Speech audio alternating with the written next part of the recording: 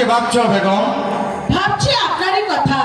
ও মেহেরবান খোদার কাছে হাত তুলে প্রার্থনা করছি, হে মেহেরবান খোদা, আমার স্বামী গিয়েছে বাণিজ্যতে, তুমি তার সহায় থেকো, সহায় থেকো।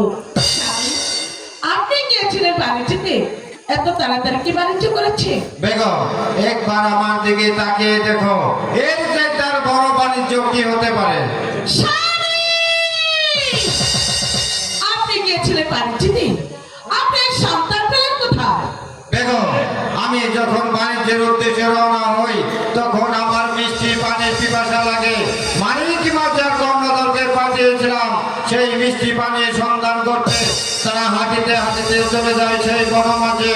সেই বনমাঝে গিয়ে ওই বাঘিনীর যারা এই শিশু বাচ্চাটি পা, তখন মানিক মাঝি এই শিশু বাচ্চাটি আমাকে দান করেছে। আরো বলেছে বেগম এই সন্তানটি নিজের সন্তানের মতো লালন পালন করবে। তাই বলছি বেগম এই সন্তানটি তুমি হাসি মুখে করে তুলে নাও। বাঘের ডেরে কখনো সন্তান পাওয়া যায় না।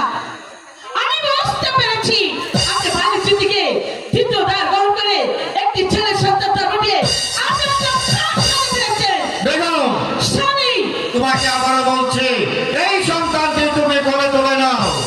তাহলে শুনুন, আপনি যখন বাণিজ্যতে যান তখন আমি পঞ্চমাসে গর্ভবতী। আল্লাহ তাআলা আমার ঘরে একটি ছেলে সন্তান দিয়েছে, আমি তাকে নিয়ে ব্যস্ত থাকি, কিন্তু ওদের সন্তান আমি কখনো মুখে তুলে নেব না। এই বেগম তুমি কাকে অমৃত সন্তান বলে গালি দিচ্ছ? তুমি যদি এই সন্তানটিকে করে তুলে নাও তাহলে এই রাজ্য ছেড়ে আমি অন্য রাজ্যে চলে যাচ্ছি। বেগম আমি চলে যাচ্ছি।